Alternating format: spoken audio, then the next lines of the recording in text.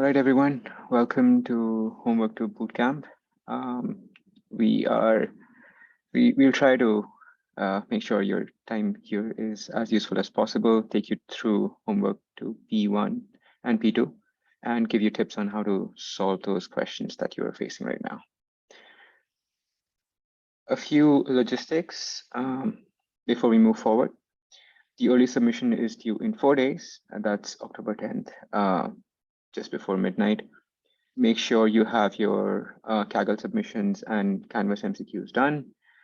You need at least 10% in the face recognition Kaggle and 7.5% accuracy in the verification Kaggle. The on-time submission deadline is October 26th, just before midnight. And a big warning from all the TAs. Homework 2 P2 is significantly harder than homework 2 P1, homework 1 P2. So please start working on your models as soon as possible. But make sure that the models are written by you from scratch and trained by you from scratch. With that, we'll move on to the next set, which is me talking about homework 2 P1, sorry. Okay,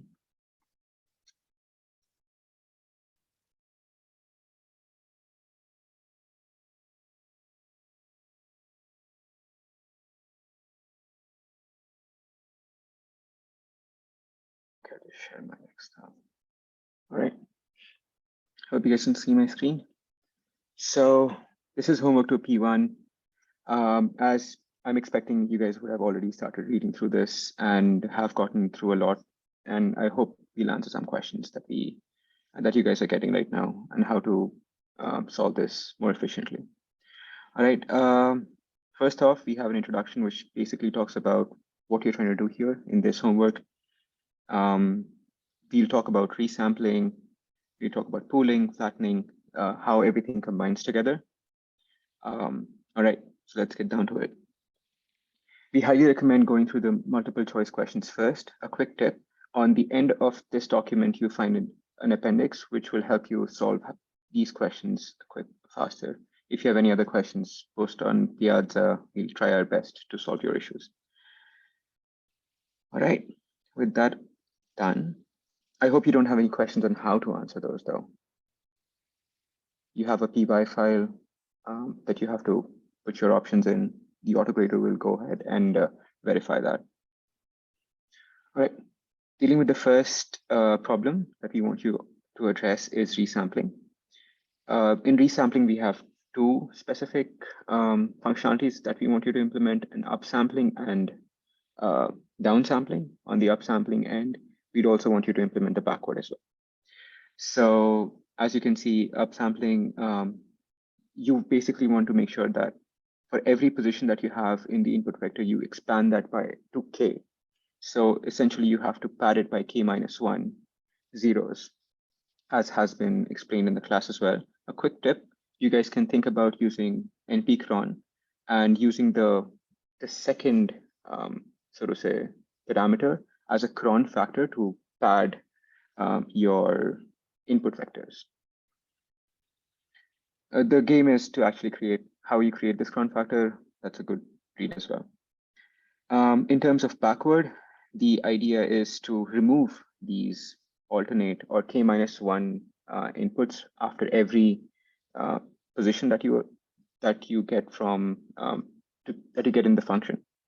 So that's basically what is happening. Something that I would want to point to you is you should notice that there's not an extra 0 by the end of this.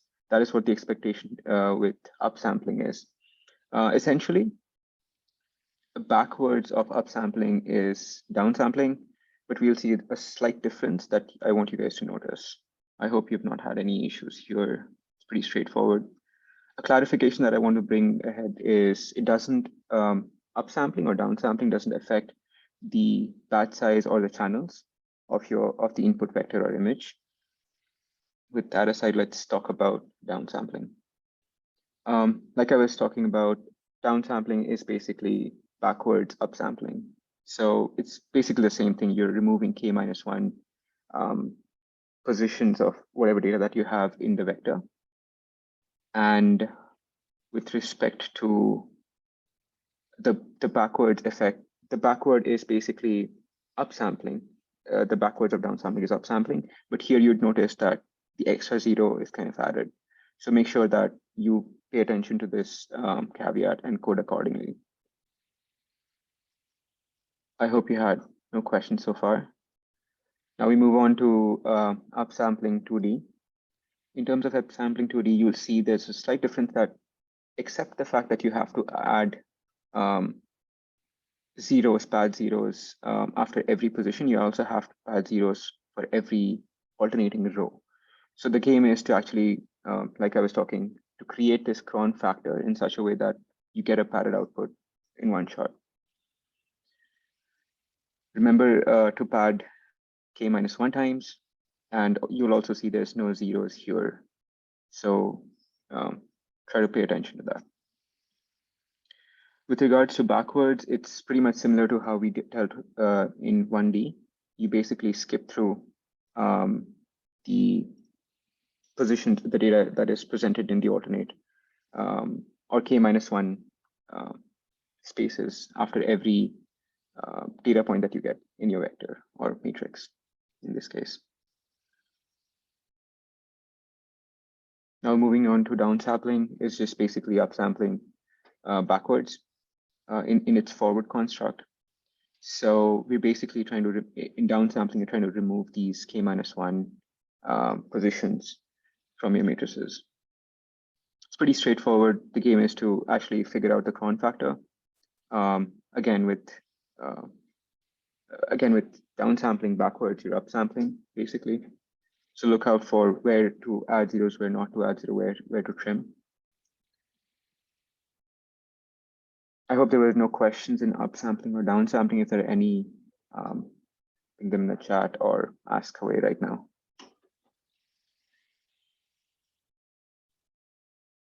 All right.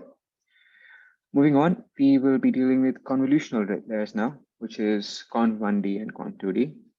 For convolutional layers, you basically have an input A, and you have to convolve with a kernel W, add a bias, and return it as Z. You are also supposed to save A, as would be mentioned in the code base as well. This would be needed for your backward traversal.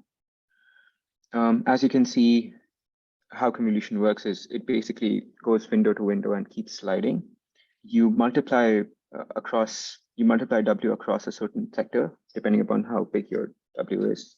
You slide it across, but you keep adding whatever your answers is. So basically 1 into 1, 0 into 2, minus 1 into minus 1 would give you in total a sum of 2. That's what you get here. You collect all of those. And then you add the bias to it to get the output C. The trickier part is the backward part, as would have been dealt in class as well. You basically get a perturbation from, I have a question, go ahead. Yeah, I had a question before convolution or just downsampling 2D, if that's fine. Okay. Yeah, sure, go ahead. So in the write-up, I guess page number 18, it's mentioned adjust factor K and set correct output size.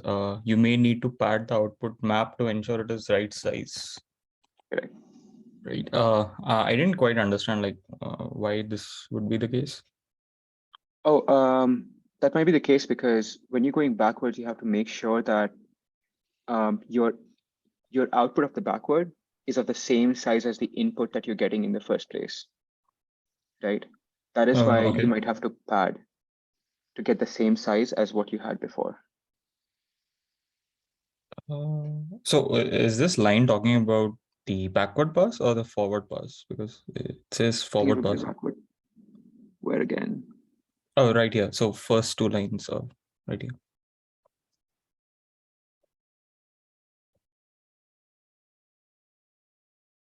I think it's pretty straightforward. I don't remember needing to pad, but go ahead, post on Piazza and I'll look at it. Oh, okay, cool. Thank you. All right, sure. Moving on, to convolutions. Or where were we? We were backwards, all right. So as Professor Bhiksha rightly pointed, he described in class, backward is also kind of a convolutional operation. You first pad your perturbation that you get inside, and by k-1, where k is the length of the input of your kernel, you pad by it, you convolve, and you get an output. Why is that the case? You should go back and look at Professor Bhiksha's lecture. I point that out in 2D again. Once you have DLDA, you convolve it again to get DW. You sum it up together to get a DLDB. Let's go to, let's try to look at it from this angle where your weight vector is actually a matrix. So you basically convolve and then you get an output. Let me see if I can explain it better here. When we talk of backward. So I know we have suggested TensorDot as something that you should consider when you're trying to work with array, just working with backward operations or forward operations. I would suggest looking at the specific link to understand how array broadcasting works, because that is something that we use here. But let's go through that step by step.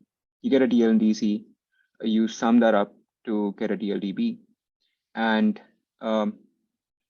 we basically convolve DLDZ over the A that you've already saved from your forward pass, and you go ahead to the convolution. But you'll see that because if it were not broadcasted, you would basically have only this portion which would go over a smaller window and then get you an output. And you would then collect this bigger output one after the other. But broadcasting helps you to basically copy over and match the size of the input. That's array broadcasting. You guys can read more about that. But to make sure that you're doing this right, you should probably think about how to work with access. I'll see if I have more time by the end of my portion. If not, I'll post a small notebook which kind of walks you through how that works on Piazza. Right, as with how we were dealing above, you basically pad the input, you convolve. But the thing with backward is that you have to flip your weight matrix before you actually convolve with the perturbation that you get. Why do we do this? You should look at lecture 11 at mark 40 to understand why we basically do this flipping. Then we convolve again. How do we get to this convolution? Again, go back to lecture 11 at that time mark. Will help you understand better. Something that I want to point you to, we basically have the literature of Conv1D stride 1 starting from here, but all of these figures are basically addressing this specific functionality. So when you read through this, just make sure that you refer to those figures. Yeah. I hope I covered that. Right. To cover a little further, what would happen if we have stride in to consider when we are doing convolutions, let's say convolution 1D in this case? As Professor addressed in class, we can take the stride to be a downsampling and an upsampling functionality that you can basically add to your convolution, the whole convolution operation. So essentially, when you're doing a forward pass, you skip the portions and then you convolve. That you can achieve that by downsampling your input and skipping those before you do a convolution. You do a conv1d stride 1, and you get the same output, the output that you're expecting. That's explained here. I just talked about you have to downsample or upsample. Let's say, for example, in this case, when we are striding, we say we'll downsample the input by some degree, right? Where do we actually put this downsampling effort is kind of illustrated here, but why is it in this order is something that you should think about, and if not, go back to the lecture and look at why are we downsampling backward first here, but downsampling later. With that out of the way, let's look at 2D. Very high level, it's basically the same thing as we discussed in 1D. The only thing that you should be careful about is basically, if you're using TensorDot, it's a game of axes. Try to think about, if you understand TensorDot, try to think about how those axes play. A quick tip, TensorDot deals with axes differently given how your input to the axes are.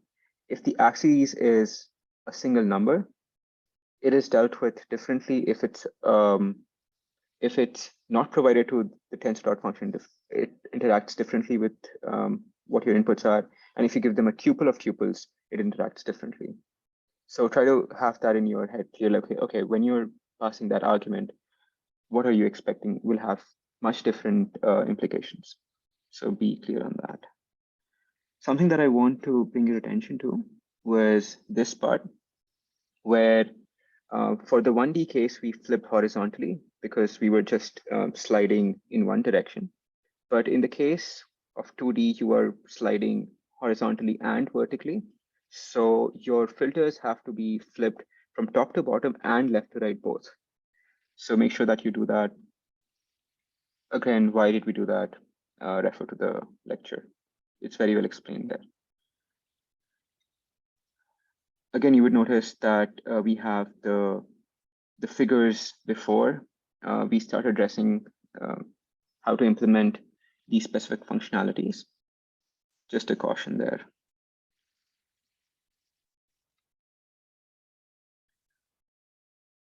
I think, yep. How do you deal with strides is basically we explain how this is, again, a downsampling effort. It's very similar to how we dealt with it in 1D as well. The next effort that we require out of you is to create something called a Transpose Convolution functionality.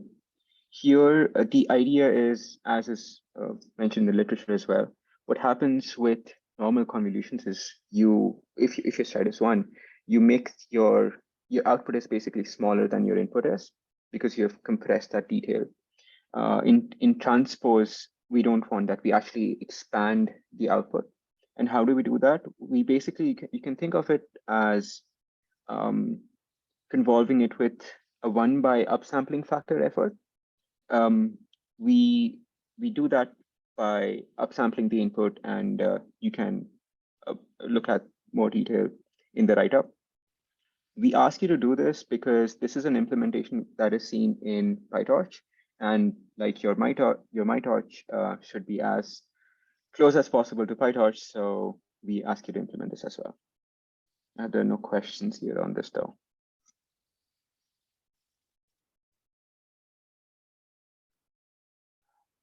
In the same way, it should be pretty straightforward. You're basically asking whatever you've already implemented, you basically call those functions and implement this functionality. Should be really hard. Just make sure that you pad, but what should be the width of this padding is, again, connecting to what we talked about earlier. Depends upon how big your kernel is.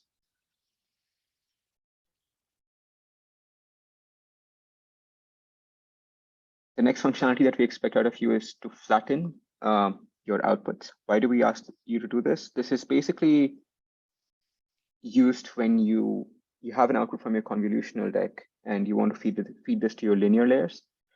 Before linear layers kick in, we want you to flatten the output. So that is where it's used. There are no points attached to this, but we do test for this by the end of the autograders run. Next, we'll talk about pooling. This is in the pool.py file. We have two types of pooling that we are dealing with, max pooling and mean pooling. With respect to max pooling, we take this, let's say this is the window that we are looking at right now for max pooling. We take the first highest number that you're getting, and you save the index in a max index kind of a matrix. this will be useful for you when you're actually back propagating through the max pooling layer. So you'll know where to pass on the perturbation in the DLDA that you create. Something that I want to point you towards is to use the plus equal to because let's say, for example, in this case, you see 2,0 has had the influence multiple times when it was passed on. We would want to make sure that the influence is added up for this specific index, right? So that's shown here. It's kind of added up here for 2 of these instances here. So make sure that you do that. Make sure you get the first occurrence of the highest number in the order which is mentioned here. In terms of mean pooling, it's taking a mean. So you have to make sure that when you're back propagating, you divide the perturbation by the filter size. Now the filter size would be 1 by kernel size squared. Just make sure that you take that into account when you're back propagating.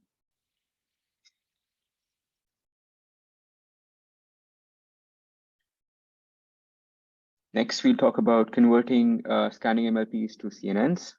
For this, you'll be implementing this specific file, mlp_scan.py. I highly recommend looking at the appendix for clues before attempting this. Basically, you have portions of code, like you have these specific places that we'd want you to fill, given the inputs that we're expecting here. So you have to convert how this would look in terms of convolutions. You basically have to, a quick caution here, you'll have to do a lot of transpositions, reshaping and transpositions again. So if you see that there, don't be worried, that's the right way to go about it. When we're dealing with distributed scanning, here, the idea is that you require lesser parameters and those parameters are shared in the convolutions. So make sure that you go ahead, read the appendix for this as well. But the thing that changes here is you'll require a smaller portion of the weights.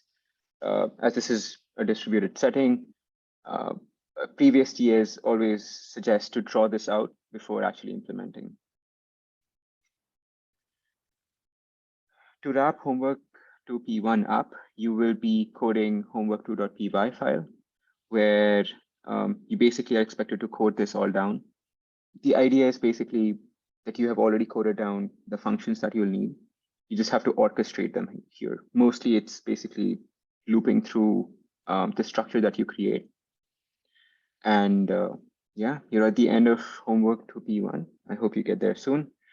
And another thing that we also can, you can also try doing is, if you want absolute control on the model that you are using in homework 2P2, you can use the MyTorch that you're building and work with that. With that, I'll pass on the stage, the virtual stage, to Pranav for homework 2P2. Hello, I hope everyone can hear me. Yep.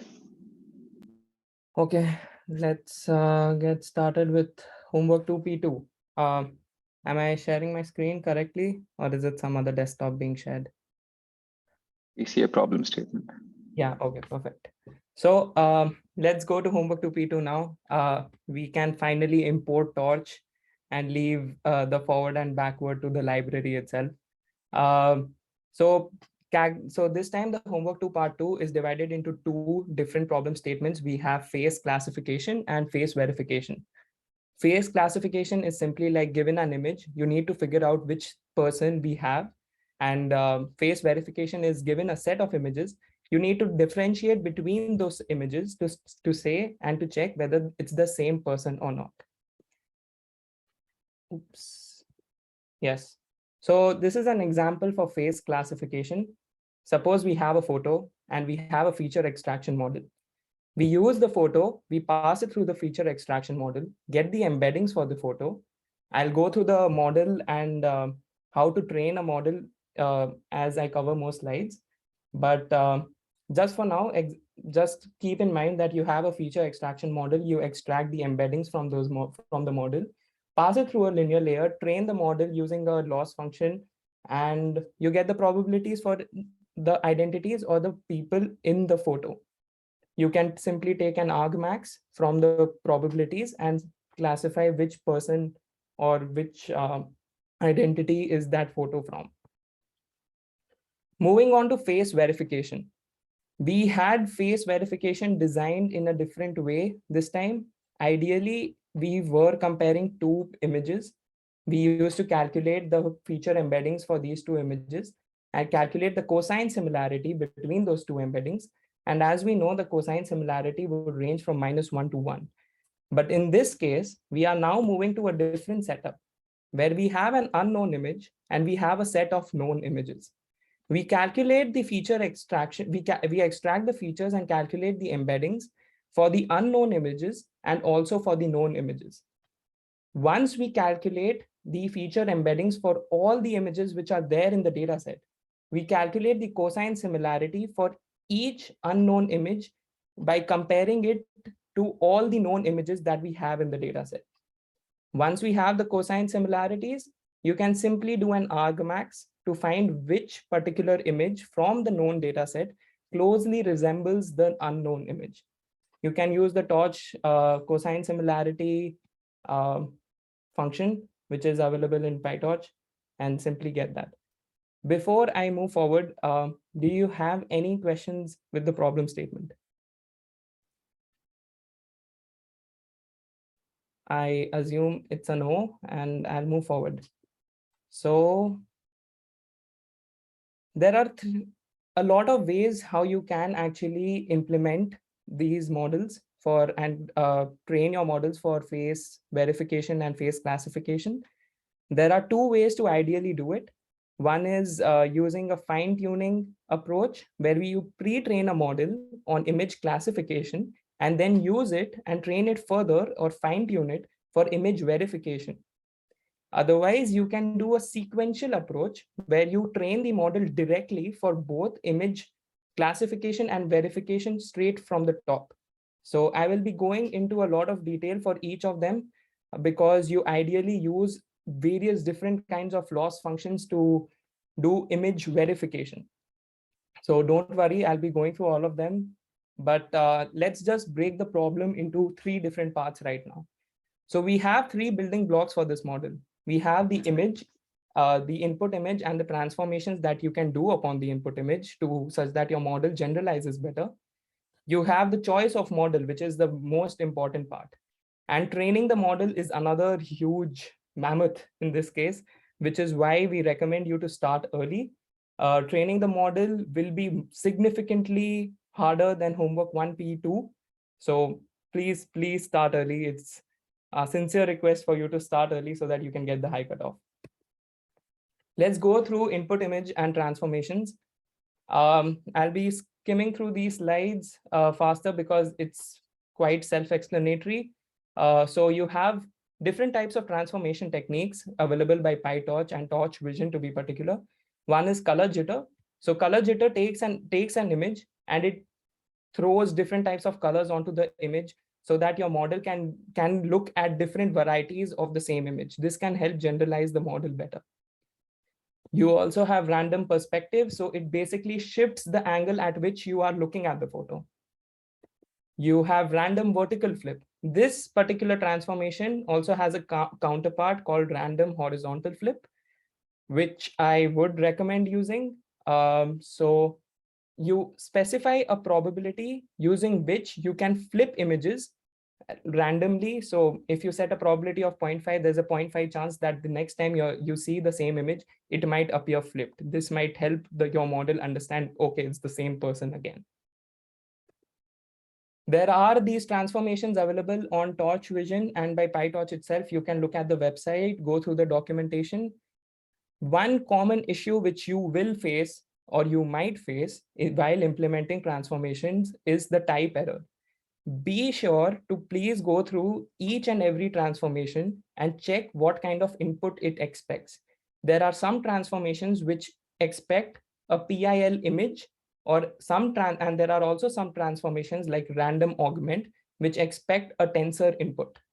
So be sure to sequence your transformations accordingly so that you'll not have these errors. Okay, moving on to the choice of model. We have 3 different models that we will be covering in this bootcamp. One is the Mobilenet V2, one is Resnet, and the other one is ConNext. You may know from lectures what layers, what channel size, stride, and kernel size mean and how they render images. If you have any comments or any doubts, please post them on chat or on Piazza. We have a lot of content to cover right now. I may not be able to take questions on that. Sorry for that. Before we go down and break down each model, I would like to help you study research papers which have CNN architectures. So if you look at any research paper randomly, if you take any research paper like ConNext, Resnet, Mobilenet, you might see certain terms like stages and blocks being used all throughout the paper. So I will give you a brief synopsis of what stage and what block means. Blocks are basically the building blocks of a model. It contains layers like the CNN layers, the batch norms, activations, and various sorts of stuff. You consolidate a lot or stack them into one particular block, and you call these sets of blocks repeating blocks as a stage.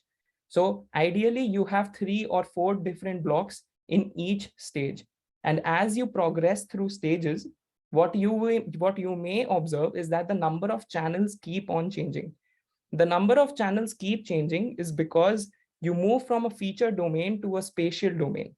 You want to reduce the number of features or the input pixels that you have, but you want to increase the number of filters, and doing so, you can learn probably different varieties or different things of the input image. So the general architecture flow for any such model is such where you have a stem. The stem takes in the initial input, it downsamples, it does a variety of operations. It has a convolutional layer and also an activation, because it does create some sort of non-linearities, which is very important. You have n number of stages. Each stage, keep in mind, each stage has approximately 3 or 4 blocks. It depends upon the paper you are trying to implement or the model you're trying to implement. And also the size of the model would also affect the number of blocks in each stage. And finally, you have the classification layer. The stem usually downsamples the input by 4 times. So some stages also downsample, and you may see this downsampling by going through the diagrams which are posted in most of the architectures, which are posted in the research paper. And there is a huge column for architecture, which I would recommend you to go through patiently, because there are subtle changes in how you downsample, how you use the kernel size to downsample, at which point you downsample also. I have one such architecture for Resnet in the following slide, so I will go through that. Moving on, I would first like to talk about Mobilenet. Mobilenet was another CV computer vision neural network, which was intended to be parameter efficient. So to make a model parameter efficient, we use depth-wise and point-wise convolutions.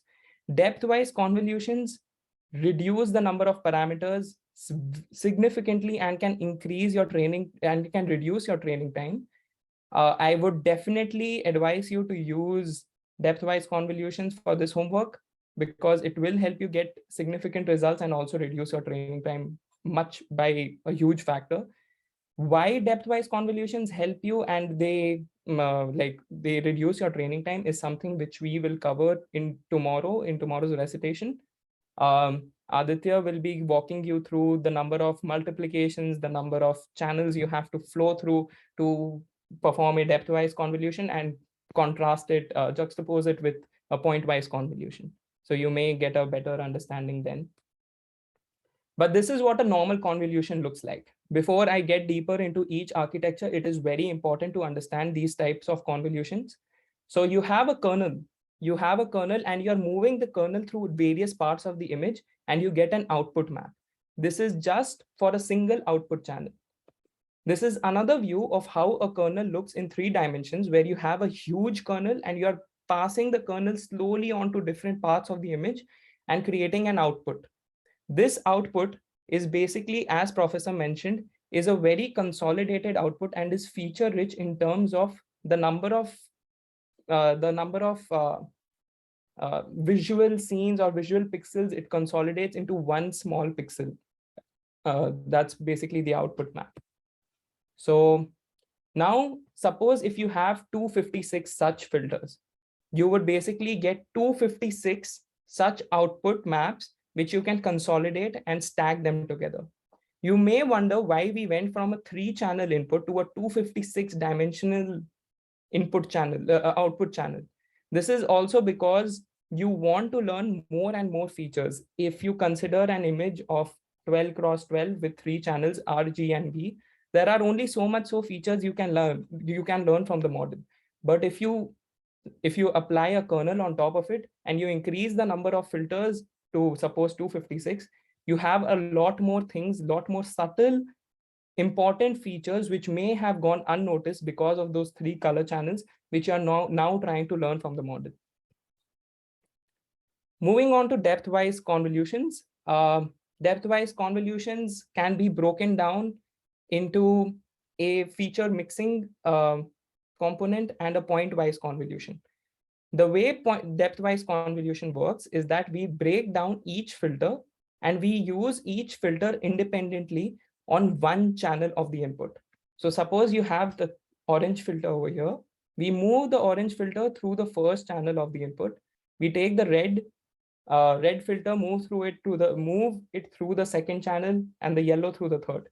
Doing so, you can parallelize this process. You are performing these convolutions independently. It is much, much faster, and you get a set of 3 output maps for each of the channels out for you.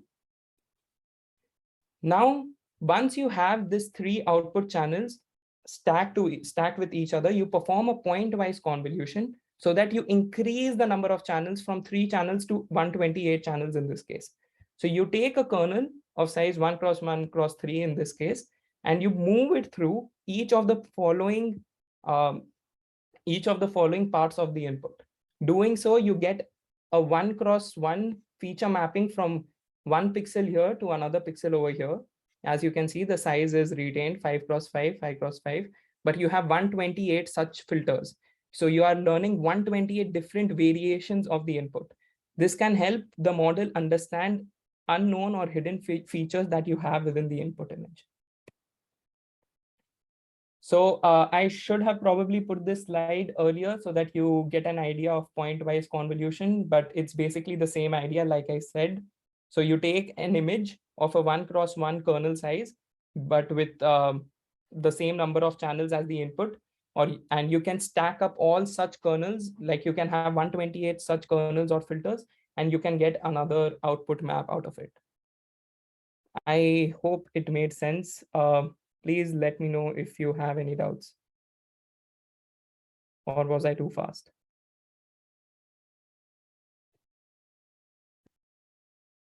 I think Aditya will cover it in more depth tomorrow. Yes, Aditya will cover it by deriving it mathematically and showing you the number of multiplications involved in a point-wise convolution and juxtapose it with a depth-wise convolution so that you can get a much more intuitive idea of why depth-wise convolutions are faster. But simply put, depth-wise convolutions can help you reduce your training time and can help you get as good results as point-wise convolutions. So definitely try out depth-wise convolutions, but that does not mean you just use depth-wise convolution throughout your homework. Please refer to the architectures, and I will also walk you through Resnet so that you can get a better understanding. Moving on to the summary, a normal convolution mixes information from both different channels and different spatial locations. This is because a normal convolution almost looks at each pixel independently, and not each pixel independently, but it looks at all the pixels across the channels. A depth-wise convolution treats each channel independently, and a point-wise convolution treats each pixel from each channel independently. So you can automatically imagine the number of parameters scaling up as you move from as you move to a pointwise convolution. Now moving forward to Mobilenet, to understand the architecture, as I mentioned, you need to understand the blocks, and all that is changing through the stages is the number of channels. And just a brief, note about stages was that each stage has a number of blocks in it. So please be sure to look through that. This is the Mobilenet architecture. I will walk you through the Mobilenet architecture and by dividing it into 3 steps: the feature mixing, spatial mixing, and bottlenecking channels. Feature mixing first involves a pointwise convolution, which increases the number of channels by a said ratio, which we call the expansion ratio. Suppose you have an input image of shape 5 cross 5 cross 3. But you now want to increase the number of channels by suppose 8 times. So now your output image will have a size of 5 cross 5, but the number of channels increase by 8 times. So 3 cross 8 will just become 24 channels, so that you have 24 different variations of the input image now in front of you.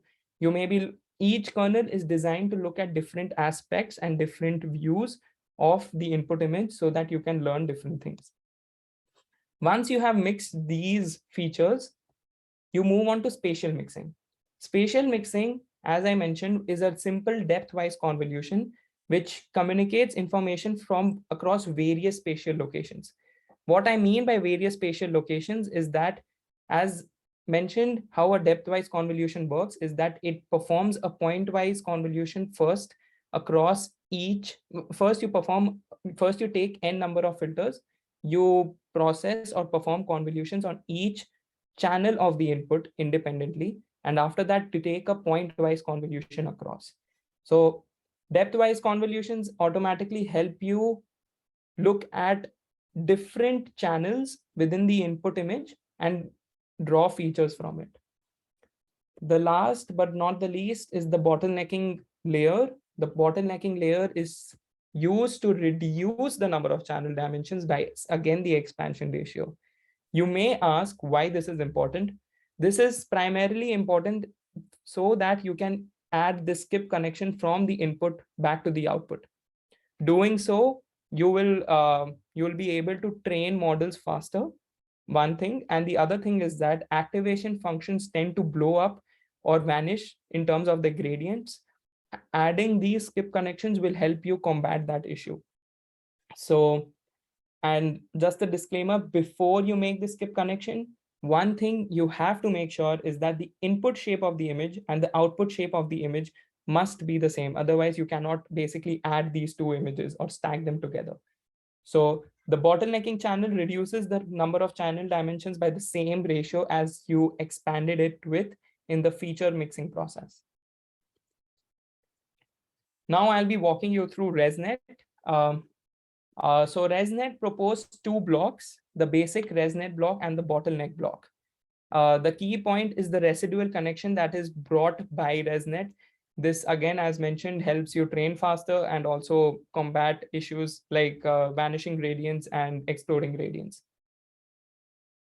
So this is the basic Resnet block. Let's walk through the basic Resnet block one by one. So this is a 3 cross 3 filter or a convolutional layer with a kernel size of 3 cross 3. And the number of input channels is 64. You add a ReLU activation on top of it. You then again take the output from the ReLU activation, pass it through another convolutional layer, which has a 3 cross 3 kernel size and an output channel and 64 output channels. As you may notice, we had 64 output channels in the first stage. In the first iteration, we simply take that and add it to the output that we got from the last convolutional layer. This in total forms one block. There are 3 such blocks which forms one stage, and you have repeating stages. Across stages, what changes is that the input image size reduces by half and the number of channels doubles up. So this allows us to fight the information that we lost by moving again from a feature domain, from a image pixel domain to a spatial domain. This is now the bottleneck block. This is primarily for Resnet 50, I believe. What it does is that it expects a 256 dimensional input, 256 channel input. You have a kernel size of 1x1. So basically it's a pointwise convolution now. And you have the number of output channels to be 64. You apply a ReLU activation on top of it. Then you pass it through another convolutional layer with a kernel size of 3x3 with output channels as 64 with a ReLU activation. And this is the bottleneck block where you increase, so where the number of output channels, in this case, you may imagine it as an inverted bottleneck block where you increase the number of channels to 256 so that you can add the skip connection again. So you have a pointwise convolution, as it says that it's a 1x1 kernel size, and the number of channels now outputted are 256. So your skip connection just gets added on top of the output from the last convolutional layer. You have a ReLU activation, and that's one Resnet bottleneck block. So again, you may stack various such Resnet bottleneck blocks to make one stage, and you have similar stages across the entire network. What changes across the stages is the number of channels. This is the overall architecture for Resnet 30, for all the basically all the Resnets that we have. So I can walk you through. Okay, I may have talked about Resnet 34 and Resnet 50. So Resnet, as you can see in Resnet 34, what you can see is that this particular this particular item that you have in the cell first is primarily the stage 1. You have 3 such blocks in stage 1, and that as a whole constitutes or makes up the first stage. You move on to the second stage by doubling the number of channels, and now you have 4 blocks of four such Resnet basic blocks, which constitute stage 2. You can move forward again by looking at the number of output channels, which now increase from 128 to 256, then again from 256 to 512. You can also see the number of blocks in each stage, which is 6 and 3 in this case. The Resnet 50 uses the bottleneck Resnet bottleneck block. You can see the kernel sizes here, the number of output channels for each convolutional layer, the number of blocks, and all these blocks constitute one stage. So you have all the information here. You can just look through this overall architecture and come up with your own Resnet and train your own Resnet on top of it. One final piece of advice that I would give you all is that if you successfully implement Resnet, it will not get you to the high cutoff. You have to implement things on top of the Resnet, such as changing activation functions, trying a different loss function, increasing the number of blocks maybe. There are a whole lot of combinations that you can try for homework 2P2. I would be talking about a few more tips and tricks of how you can increase your accuracy, but it's basically not a plug and play method where you just implement the starter notebook and you will get the high cutoff. So please start in advance. Sorry, just one more thing is that I can walk you through this image. This is the Resnet 34. This block is the stem where you have a 7x7 kernel size, which is a convolutional layer. The output number of channels is 64. And this by 2 symbol basically means a downsampling. So you are downsampling the input image by 2 times. Then as you can see, there's a pool by 2, which means that you can use any kind of average pooling, max pooling, min pooling, and which basically downsamples the input image again by 2 times. So basically now your input image has reduced by 4 times in total. Moving on to ConNext. ConNext is a very new paper and has delivered SOTA results. It is very, very much similar to Mobilenet V2. Again, just a way to understand a paper and its architecture is just by going through the blocks and what constitutes a block, the number of blocks in each stage, and how do you sequence these stages is what you need. Convnext will help you get closer to the high cutoff, but again, it's not a plug and play.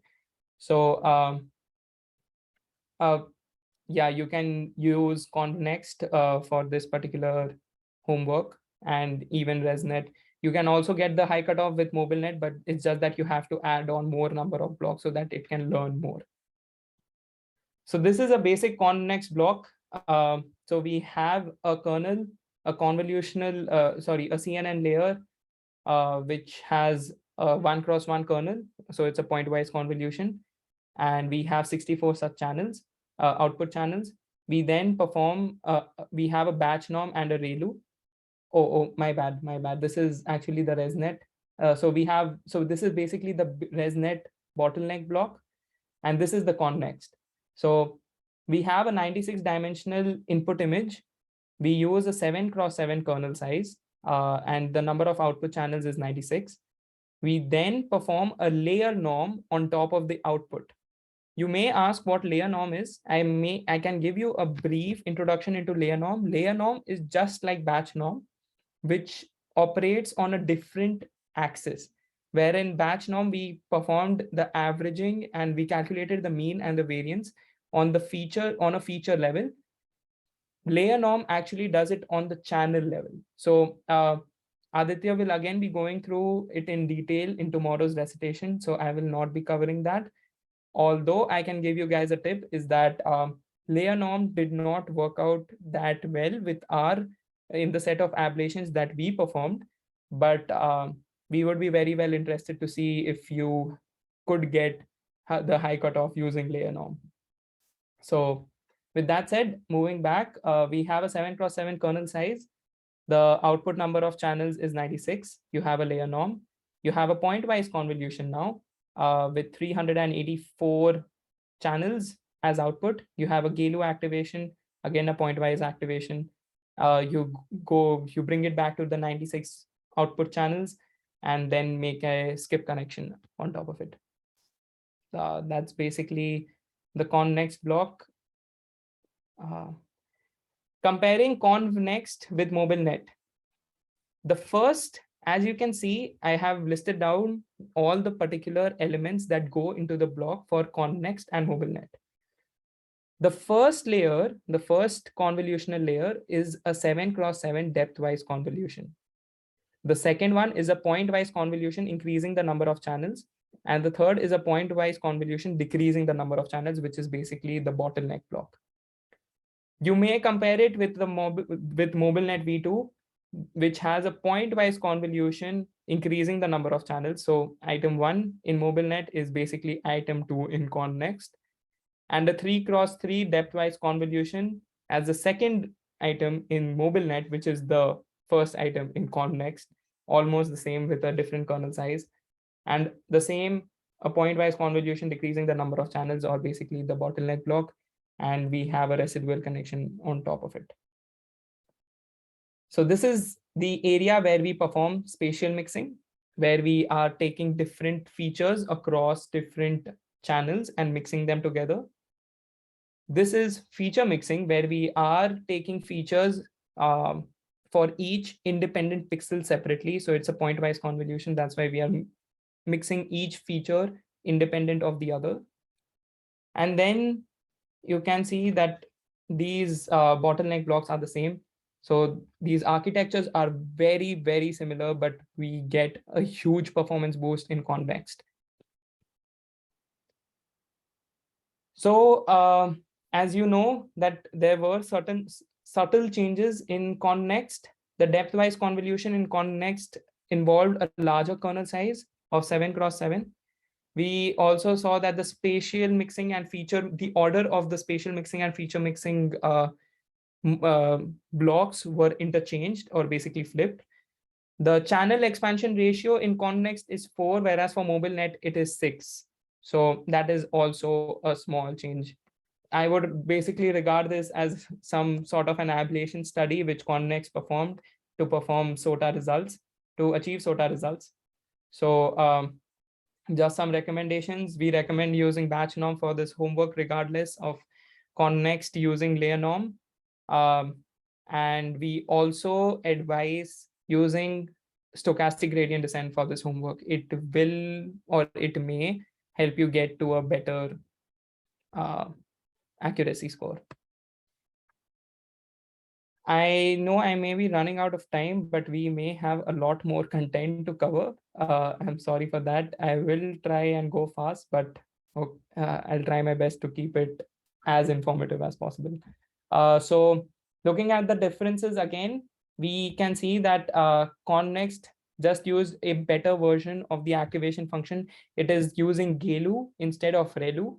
GELU is just a much more advanced version of ReLU. It has a different it produces non-linearities in a different fashion. I would advise you to look at the charts or look at the graph for ReLU and compare it with GELU. With that said, we are done with 2 of our major building blocks for this particular homework. We are now left with training the model. This is the most exciting and the most challenging part of this homework. So let's go through the easy bit first. You will overfit. I can guarantee you that in this particular homework. There may be situations where your training accuracy reaches 100% and your validation accuracy is maybe stuck at 70%. I would advise you to keep on training after that. Do not stop. Please, it is just look at the learning rate, look at how the learning rate is changing across epochs. If you can see that the learning rate is still high, you should give it some more time so that it increases its accuracy. But with that said, nothing can be achieved without using transformations. So transformations is a must for this homework. Going back, cross entropy loss will not give you a fair estimate of what the accuracy of your model hits. As I said, keep improving your model even after the training accuracy reaches 100%. There is a recent research that finds that on some problems, training accuracy even reaches 100% at epoch 10, while validation is less than 50%. And then on epoch 1000, validation hits 1000%. So please don't be afraid of that. You can use a learning rate scheduler like cosine annealing. Be sure to specify the number of epochs, because in cosine annealing, the learning rate changes each batch. So cosine annealing basically infers the number of batches it will be processing in each epoch, and it will change its learning rate automatically. How to tackle overfitting? One of the most important things that I would ask you to go through to tackle overfitting is the Connext paper. Please read the Connext paper. It is interesting. So there are a lot of things that they tried in the Connext paper. They were training it for 300 epochs with a batch size of 4096. They were using AdamW with a base learning rate of 4e-3. I would still advise you to use SGD, but we would definitely want to see something if you got out of AdamW. They used a learning rate scheduler, which is cosine decay with warm up. They use these augmentations, which is random augment. They have some certain parameters which I am not quite aware of, but I believe it's the degree with which you want to move a particular image along the X and the Y axis. So it is 9 and 0.5. You also have label smoothing. You might not know about label smoothing, as professor had covered it in lecture. You have stochastic depth, you have layer scale, gradient clipping. They did not perform gradient clipping in this experiment. The exponential moving average. There are certain things that are in this paper which I would recommend you to read upon. They have also mentioned their weight decay. I would also advise you not to use these hyperparameters blindly. It may lead you to, it may lead your loss to become infinite or maybe zero. So please train your model looking at your data set, looking at the data set that you are given. Another thing that I would want to point out, you can easily find values for normalization on the internet. Just keep in mind that we are using a different data set. The values that are found online are for ImageNet and CFAR10. So please, I would again raise some caution before using those normalization values. These are just some of the things that I talked about. Let's get to the loss functions now. We are using different types of loss functions to train models for these two tasks, which is face verification and face recognition. The data set that is provided to you is VGG phase 2. It is a state-of-the-art data set for face verification and identification tasks. So it is something you can be proud of once you get a result. There are two types of loss functions.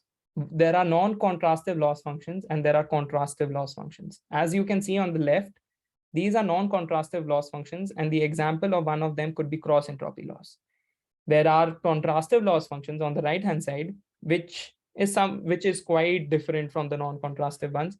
And as you can see, what it does is that it decreases the intra-class distance among points or among people in this case, and it increases the inter-class distance across these classes, between these classes. So you have separate clusters. You can imagine them as clusters, which you have for certain identities all throughout a vector space or throughout an n-dimensional space, if you may. As you know, and I think it's very intuitive, that contrastive losses are the way to go to get a high score for verification. You should try this. But you may ask how to train models with such loss functions. There are two approaches. One of them involves a joint loss optimization approach where you have n such images, suppose a batch of images, you pass it to a model, whatever your model be, let's leave that aside, Connext, Resnet, Mobilenet, whatever it be it, you can calculate the embeddings for each image from this model, calculate the cross entropy loss, calculate the contrastive loss, add them together, backpropagate this additive loss through your entire network to get a better, to actually learn better parameters for your model. This will take time. Train it for a longer epoch, train it for more epochs, and you can get more fancy with it by making this addition weighted addition where you place 0.7% on cross entropy and 0.3 on contrastive. So you can get fancy with it. It's just a hyperparameter that you have to tune. Moving on to the second approach, this is also a very similar approach. It involves a sequential based system where you train the model first on cross entropy loss, as mentioned here. So this solves the first step of your problem, which is face recognition. Once you have learned about face recognition, what you believe is that your model knows what faces are, how they may be similar with each other, which particular face belongs to which person. So you can imagine this model now has learned something about the data set. So this can be seen as a prior. Now you fine tune this model onto face verification task, where now you may see is that you are using a contrastive loss function to train your model. So this is step one, where you train your model for the face verification task, calculate cross entropy, backpropagate. This is the face verification task where you calculate the contrastive loss and backpropagate. One thing to note here is that we are using the same model. Please do not use a model which does not have any weights. Use the same model which you train for recognition, then use it again for verification. There are 5 different types of contrastive losses that we will be talking about. They are center loss, triplet loss, sphere loss, cos phase, and arc phase. So I will give you a hint at the end of this, so bear with me maybe. So we have center loss. As you can imagine, center loss is almost like a k-means clustering problem. You calculate the center for each particular loss, for each particular class or the identity or the person involved, and you try and increase the interclass distance and also reduce the intra-class Euclidean distance by assigning clusters to each class. So this can help you get clusters like these where everything is consolidated into a sweet little spot so that you can verify, okay, this person is certain such person from the known images that you have. Moving on to triplet loss. Okay, I did not speak about the disadvantage. So calculating the center for each class when you have a 7,000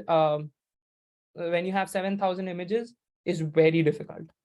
So you can use center loss. You are more than welcome to use it, but it can get difficult. So it's up to you if you want to try it. We would be very much impressed if you get a score with center loss.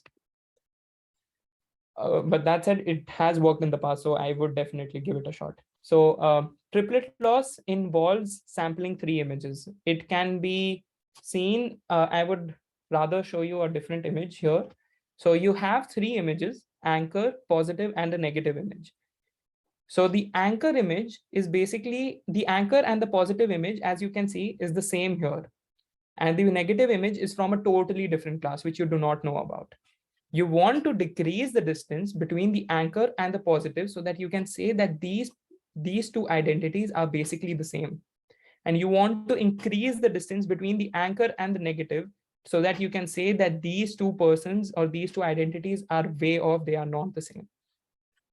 One problem you may encounter while doing this, while following this type of loss function, is that you have to sample for triplets. You cannot just use any randomly sampled negative class or a positive image in this case to train your model on triplet loss. What it does is that you have to sample hard positives and hard negatives.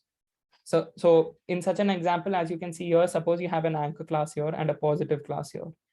Because this positive is so far off, your model is not generalizing better. So you would want this positive to get closer to the anchor, as in this case, and you want to increase this distance between the negative so that it goes farther off over there. That's how you can consolidate features or identities which are the same. Again, another disadvantage about this technique is that sampling for triplets is hard. Be sure to do that if you want to implement triplet loss. There's also a generalized version called as quadruplet loss, where you have 2 negative images instead of just 1.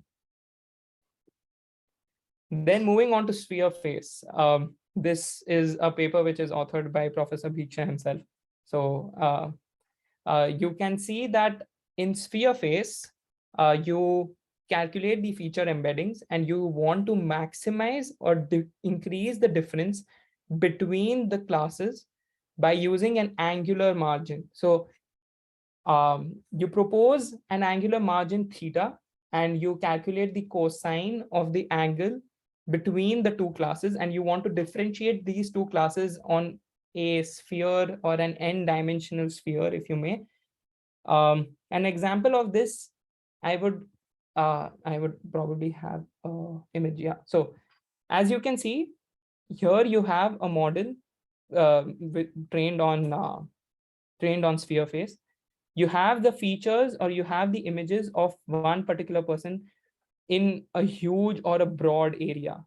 As you increase the angular margin, these areas become much more consolidated and much more closer to one another. So you are basically increasing the interclass distance and decreasing the intra-class distance between features or between identities of the same type. One thing that I would want to note is that M here is the angular margin, is directly proportional to the angular margin. So you want to maximize that. As you can see, if you increase M, your clusters are much more isolated from each other. The M goes here. It is a multiplicative factor in the loss function. This is very important to note because one of the loss functions also is just a minor advancement based on this angular margin. Let's move on to cos face. Cos face is very similar to sphere face. Instead of just using an angular space where we resorted to radians, maybe we are now looking in a cosine space. So you can see here as the loss function is, and this is just an example of a binary classification problem, binary verification problem, how each one of the loss functions increases the distance between the two clusters or the two identities. It forms a similar decision margin as compared to sphere face. So this is one thing you would want to note. Moving on to the last loss function, which is arc phase. This has worked the best for us. It is a concept which builds out of sphere face and cos face. I will be going through it in detail. I will be walking you through the image, and I would advise you to implement this as well. But please do experiment with other loss functions as well. You may get fancy by including 2 different types of contrastive loss functions and even beating the SOTA. I don't know. I cannot comment on that. But yeah, with that said, let's look into arc phase. You have the feature embeddings for each image here. This is a unit norm vector which on which you perform a convolution using the normalized weights you learned from the model. This is also a unit norm vector. If you perform a dot product, you are basically getting the logits or the cosine of the angle or the angle between these two vectors. Once you have that, you find the angle and you try and increase this angle by an additive margin called as M. Increasing the margin is basically helping you to segregate these two classes and increase the inter-class distance between them, while also consolidating them together. So this is the angle with which you are adding a penalty. So the M can be thought of as an additive angular margin penalty. You take the cosine of that angle, scale it, because we lost the scaling from before by performing this cosine transformation. Scale it, take a softmax. The one which gives you the highest probability is the particular person we are looking into. We use cross entropy loss to train our network again. This is all built into arc phase loss. So the only thing that has changed here is that instead of a multiplicative factor, which we had in sphere phase, we are now moving towards a additive factor of the angular margin. And it has found that this additive factor will help you train your model better in terms of finding a better convergence or a better minima, because the multiplicative factor was getting you out of bounds and was a bit erratic. So arc phase is proven to be better than most of the loss functions that we talked about. These are some of the interesting papers that we would recommend you to read. These are built out of the models that we talked about in today's bootcamp. Resnet, SENet, EfficientNet, RegNet, Resnest, NFNet. You can also get fancy and make your own net if you want. Yes, I think that is that with this bootcamp. Do you have any other questions for us? Sorry for going a bit beyond time. I think we're good. Okay, I do see some questions on chat. I believe they are answered. So yeah. Yeah. Yes. Any other concluding comments for this homework which you have in mind, Yash? Start early. Please start early. Homework 2 P2 models are a beast to train. So start early. That's our recommendation to you. It is not impossible. It is very much possible. And the high cutoff and the verification accuracy will be released soon. So please hang in there. But do work upon the recommendations that we have conveyed in this bootcamp, which is, again, I'll try and consolidate all of them maybe.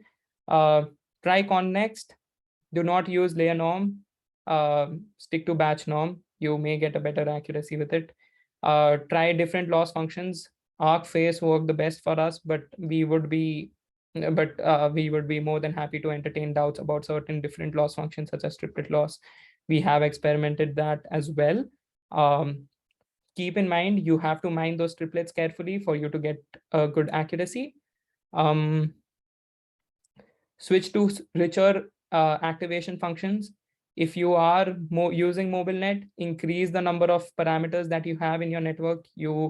As Professor mentioned, we have a limitation in the number of parameters.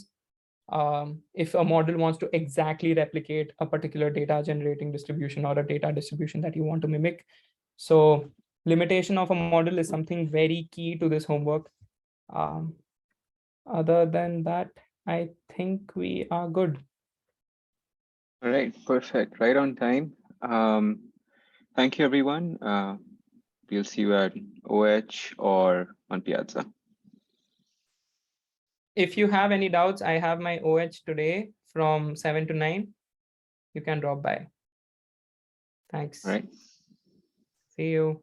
Bye.